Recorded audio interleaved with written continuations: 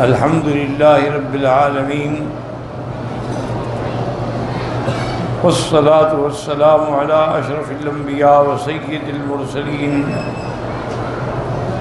سيدنا ومولانا محمد وعلى آله وأصحابه أجمعين. اللهم صل على سيدنا محمد وعلى آل سيدنا محمد كما صليت على إبراهيم وعلى آل إبراهيم في العالمين إنك حميد مجيد. أعوذ بالله من الشيطان الرجيم. بسم الله الرحمن الرحيم. وقل الحق من ربكم فمن شاء فليؤمن ومن شاء فليكفر إنا أعتدنا للظالمين نارا أحاط بهم سرادقها وإن يستغيثوا يغاثوا بماء كالمهل يشوي الوجوه بئس الشراب وساءت مرتفقا. قال المؤلف والمفسر رحمه الله تعالى أدام النفع بعلومه وعلومكم في الدارين آمين إلى أن قال يقول تعالى لرسوله محمد صلى الله عليه وسلم وقل يا محمد للناس هذا الذي جئتكم به من ربكم هو الحق الذي لا مرية فيه ولا شك فمن شاء فليؤمن ومن شاء فليكفر. هذا من باب التهديد والوعيد الشديد. ولهذا قال إنا أعتدنا أرصدنا للظالمين هم الكافرون بالله ورسوله وكتابه نارا أحاط بهم سرادقها أي سورها.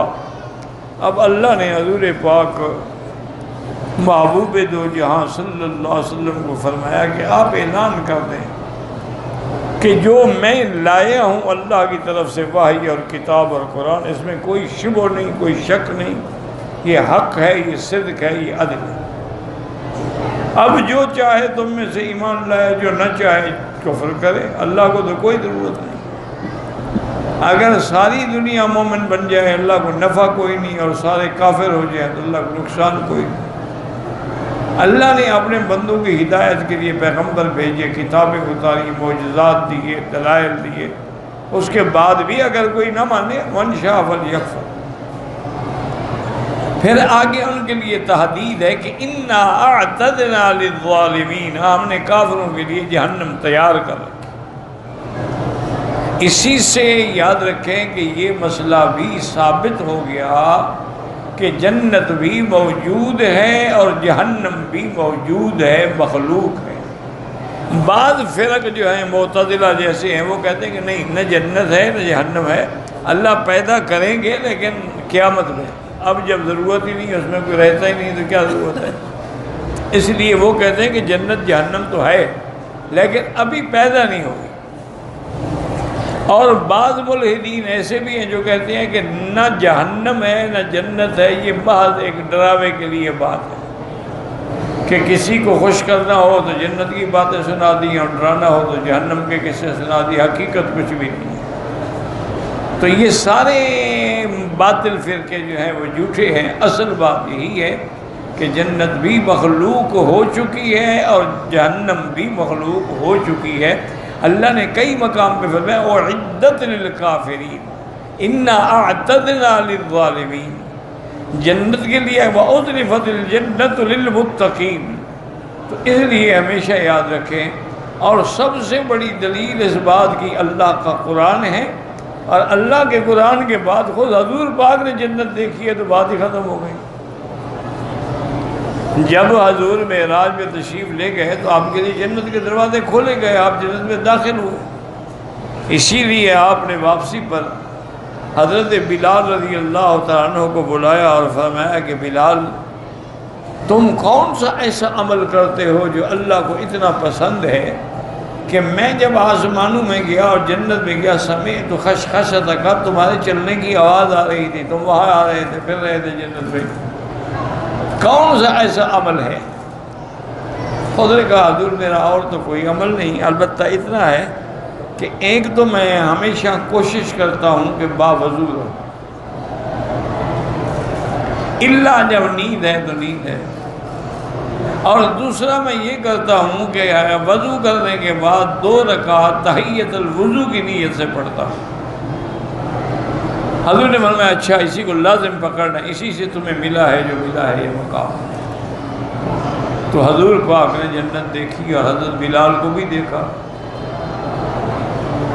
بلکہ بعض جو صوفیاء ہیں نا، جو حقیقی صوفی ہیں، جھوٹے صوفی موت اللہ بچائے، وہ بڑی عجیب عجیب باتیں بھی کہہ جاتے ہیں، اپنے عشق کی بات ہوتی ہے نا۔ تو انہوں سے کسی نے پوچھا کہ حضرت جنت میں سب سے پہلے کون جائے گا؟ ان کا بلال جائے گا۔ تو وہ بندہ بڑا حیران ہو گیا کہ اتنا بڑا بزرگ ہے، اتنا بڑا اولیاء اللہ میں سے، انہوں نے کہا حضرت کیا کہہ رہے ہیں سب سے پہلے جنت میں؟ تو حضور نے فرمایا میں جاؤں گا، انا اول من نقرأ باب الجنتی، یہ تو صحیح حدیث ہے۔ حضور نے فرمایا کہ سب سے پہلے میری روضہ مبارک کھلے گا اور سب سے پہلے جنت کا دروازہ میں کھولوں گا۔ تو آپ فرما رہے ہیں بلال پہلے جائے، فرمایا میرے بھائی تم نے بات ہی نہیں سمجھی، سردار اگر گھوڑی پہ سوار ہو تو غلام تو آگے ہوتا ہے، تو بلال چونکہ غلام ہے تو وہ پہلے آگے داخل ہوگا۔ یہ معنی تھوڑا ہے کہ بلال کا مرتبہ حضور سے اونچا ہو گیا، غلام ہمیشہ آگے ہوتے ہیں، بلکہ بعض غلام تو آگے گھوڑیوں کے آگے بھاگتے رہتے ہیں بیچارے۔ تو اس لیے میں نے کہا تم نے میری بات کو سمجھا ہی نہیں۔ تو اللہ والوں کی باتیں بھی اللہ والے ہی سمجھتے ہیں، ہم جیسے لوگ کیا سمجھیں گے۔ تو بہرحال حضور پاک جنت میں گئے، اور ایک صحیح حدیث مبارک میں یہ بھی ہے کہ حضور نے فرمایا کہ میں نے جنت میں ایک محل دیکھا جو سفید موتیوں سے بنایا گیا، تو میں اس محل کو دیکھ کے حیران ہو گیا۔ تو میں نے جبریل علیہ السلام سے پوچھا کہ لمن ھذا، یہ گھر کس کے لیے؟ تو جبریل علیہ السلام نے کہا کہ ایک رجل من قریش، ایک قریش کا آدمی ہے، اس کا ہے یہ، یعنی اس نے بھی شوق بڑھانے کے لیے بات کو ذرا تفصیل کر دی۔ تو حضور نے فرمایا اللہ کے بندے انا قرشی، میں بھی تو قریشی ہوں۔ اور نے کہا حضور آپ کا تو خیر مقام ہی بلند ہے، یہ تو آپ کے غلام عمر کا گھر ہے رضی اللہ عنہ وارضاہ۔ حضور نے فرمایا کہ میرا دل کیا کہ میں عمر کے گھر میں جاؤں، لیکن میں نے دیکھا کہ محل کے دروازے پر جو سیڑھیاں بنی ہوئی ہیں پانی کی طرف، نیچے نہر بہہ رہی ہے، تو اس پہ کچھ عورتیں بیٹھی وضو کر رہی ہیں۔ تو مجھے عمر کی غیرت یاد آ گئی کہ عمر کو یہ بات ناگوار گزرے گی کہ میں اس کے گھر میں کیسے گیا۔ تو حضور نے واپسی پہ حضرت عمر کو بتایا، حضرت عمر رو پڑے، انہوں نے کہا یا رسول اللہ علیہ کا اغار، مجھے آپ پر بھی غیرت آتی، اگر آپ چلے جاتے تو میں کتنا بڑا خوش نصیب ہوتا کہ جنت کے گھر میں پہلا قدم میرے گھر میں حضور نے رکھا ہے۔ اب جب حضور نے گھر دیکھا، حضرت عمر کا گھر دیکھا، حضرت بلال کو دیکھا، جنت کے نعیم دیکھے، حور و غلمان دیکھے، جنت کے فواکہ دیکھے، اشجار دیکھے، انہار دیکھے، تو پھر اس میں اگر کوئی شک کرے وہ تو کافر ہے۔ اس لیے یاد رکھیں کہ الجنت والنار مخلوقتان، اللہ نے یہ دونوں چیزیں پیدا کر دی ہیں، لیکن ان میں داخلہ جو ہے وہ قیامت میں ہوگا، ابھی نہیں ہوگا۔ یہ جو ہم کہتے ہیں نا کہ جنت میں چلا، معنی یہ ہوتا ہے کہ جنت کی نعمتیں اس کو قبر میں بھی ملنی شروع ہو جاتی ہیں۔ یہ اللہ کا ایک نظام ہے کہ جب مومن مرد یا مومن عورت فوت ہوتے ہیں تو اللہ ان کی قبر میں وسعت بھی پیدا فرما دیتی ہیں اور جنت کی طرف کھڑکی بھی کھل جاتی ہے اور جنت کی نعمتیں اور ہوائیں بھی ان کو پہنچنی شروع ہو جاتی ہیں۔ تو اس لیے فرمایا کہ یہ تحذیر و تخویف ہے ان لوگوں کے لیے جو ایمان نہیں لے آئے۔ اِنَّا أَعْتَدْنَا لِلظَّالِمِينَ نَارًا أَحَاطَ بِهَا سُرَادِقُهَا، سُرَادِقُهَا کا معنی ہوتا ہے سور، یعنی جیسے چار دیواری بناتے ہیں نا آپ ارد گرد، تو اس طرح جہنم کے ارد گرد بھی ہم نے سور بھی بنا دیا ہے، کوئی نکل نہیں سکے اس سے۔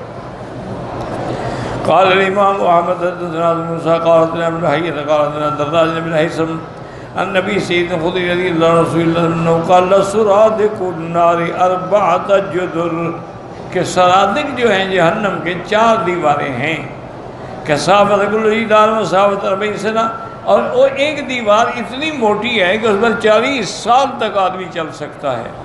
وأخرجه الترمذي في صفة النار وابن جرير في تفسيره من حديث الدراج به سمع به، وقال ابن جريج قال ابن عباس هذا بمثال قال حائط من نار، یعنی اس کی آگ کی ایک چوکور بنا دی جائے گی، کوئی نکل نہ سکے۔ قال ابن جرير حدثني الحسين بن النصر وعباس محمد قال لا حدثنا ابو عبد الله بن محمد بن حيي ابن یعلان صفوان بن یعلان یعلان ابن امیہ قال قال رسول اللہ صلی اللہ علیہ وسلم البحر هو جہنم۔ اس حدیث میں یہ بھی آتا ہے کہ یہ سمندر جو ہے یہ جہنم ہے، یعنی اس کے نیچے جہنم ہے۔ قال فقیل له کیف ذلك فتلا هذه الآیہ وقرأ هذه الآیہ نارا احاط بهم سرادقها ثم قال لا ادخلها ابدا اور ما دمت حیا لا تصیبنی منها قطرة، انہوں نے کہا اس سے مراد جہنم کے سمندر ہے، اور کہا خدا کے قسم میں کبھی سمندر میں سفر نہیں کروں گا اور نہ میں چاہوں گا کہ سمندر کے پانی کا کوئی قطرہ میرے اوپر آئے، تو جہنم ہے۔ وقولہ تبارک و تعالیٰ وَإِن يَسْتَغِيثُوا يُغَاثُوا بِمَاءٍ، وہاں ایک بات سمجھ لیں کہ یہ جو سمندر ہے یعنی اس کے نیچے جہنم ہے، اور وہ جہنم جو ہے اس کو اللہ نے غلاف حجری یعنی ایک دیوار پتھر کے سے بند کر رکھا۔ جب قیامت قائم ہوگی تو یہ دیواریں بھی پھٹ جائیں گی اور چاند سورج بھی سمندر میں گر جائیں گے۔ وَإِذَا الْبِحَارُ سُجِّرَتْ، یہ آگ سے بھڑک اٹھے، کیونکہ نیچے تو آگ پہلے موجود تھی، اس کا پردہ ہٹ گیا، اوپر سے یہ آگ کے گولے بھی ڈال دیے گئے، اس لیے پھر آگ جو ہے وہ بھڑک اٹھے گی۔ تو سمندر کا سفر جو ہے شریعت میں منع ہے، الا لغازن، کوئی جہاد کے لیے جائے یا تعلیم کے لیے جائے یا تجارت کے لیے جائے یا حج اور عمرے کے لیے جائے، ورنہ سمندر کا سفر نہ کرے۔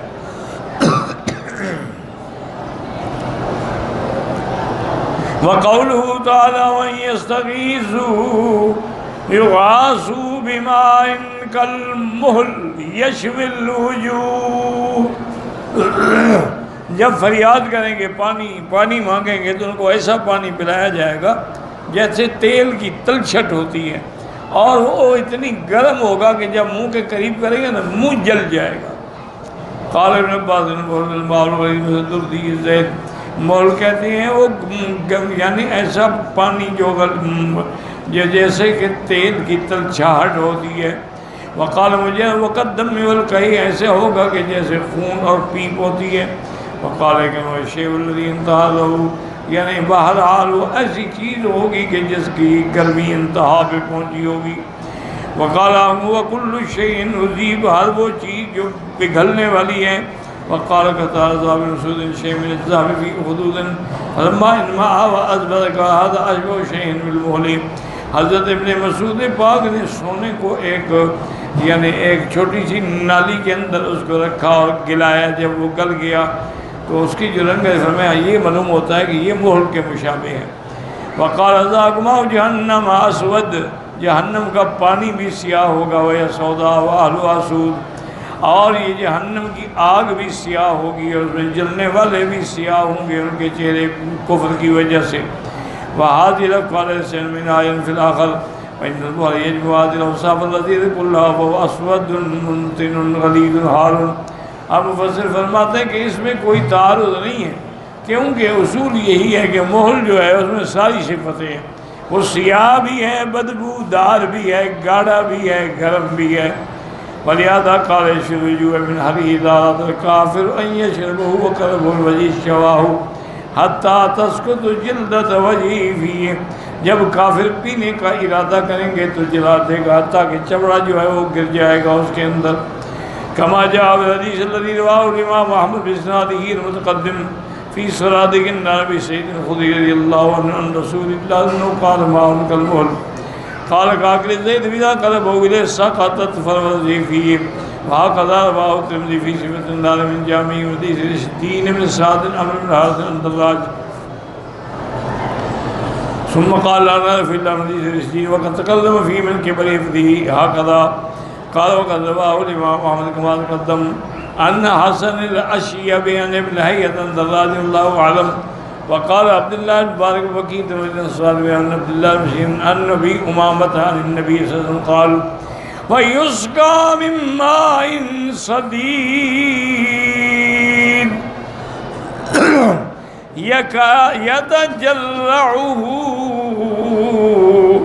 قال ایک اس کے قریب جب وہ پانی لائیں گے تو وہ بڑا اس کو برداشت نہیں کرے، لیکن جب اور قریب ہوگا تو اس کا چہرہ جل جائے گا اور اس کے چہرے کی چمڑا جو ہے وہ بھی اتر جائے گا۔ فَإِذَا شَرِبَهُ قَطَّعَ مَعَاهُ اور جب وہ پیے گا تو اس کی اندر کی آنتیں جو ہیں وہ بھی کٹ جائیں گی۔ يَقُولُ الَّذِينَ اسْتَغِيثُوا يُغَاثُوا بِمَاءٍ كالمهل يشوي الوجوه بئس الشراب، کیا برا پینے کا پانی ہے۔ وقال سید اذا جاء الناس استغاثوا فاغیثوا الزقوم، جب جہنم والے کہیں گے کہ بھوک لگی ہے تو ان کو زقوم کا درخت جو ہے وہ کھلایا جائے گا۔ فیاکون منها فاختلفت وجوہہم، ان کے چہرے کے چمڑے جو ہیں وہ بھی اتر جائیں گے۔ فَلَنَّمَا مَذْهَبِهِمْ يَعْرِفُهُمْ قَالَ وَجُلُودُ وُجُوهُهُمْ فِيهَا، جاننے والا اس کو دیکھ کے پہچان لے گا۔ ثُمَّ يُصَبُّ عَلَيْهِ الْعَطْشُ، پھر ان کو پیاس لگے گی، وَيَسْتَغِيثُونَ، پھر فریاد کریں گے۔ فَيُغَاثُونَ بِمَاءٍ كَالْمُهْلِ الَّذِي قَدْ انْتَهَى لَهُ إِذَا أَدْلَوْهُ مِنْ أَفْوَاهِهِمْ اشْتَوَى مِنْ حَرِيرٍ وُجُوهُهُمْ الَّتِي قَدْ سَقَطَتْ الْجُلُودُ وَلِهَذَا قَالَ بَعْضُ الْمُفَسِّرِينَ بِهَذِهِ الصِّفَاتِ الزمیمت الکبیت بئس الشراب، یہ کتنا برا پانی ہے۔ کما قال فی الآیت وسقوا ماء حمیما فقطع ماءہم، ایسا گرم کھولتا ہوا پانی جہنمیوں کو پلائیں گے کہ ان کی آنتیں کٹ جائیں گی۔ وقالتا تسقى من عین آنیۃ، ایک ایسے چشمے کا پانی جو سخت گرم ہوگا۔ کما قالتا یطوفون بینہا وبین حمیم آن، ابھی اس کے درمیان کبھی ادھر کبھی ادھر۔ وساعت مرتفقہ وساعت النار منزلا ومقیلا، کتنی بری جگہ ہے ٹھہرنے کی۔ ومجتمعا وموضعا للارتفاع كما قال في الآیت الأخرى انہا ساعت مستقرا ومقاما۔ واللہ اعلم۔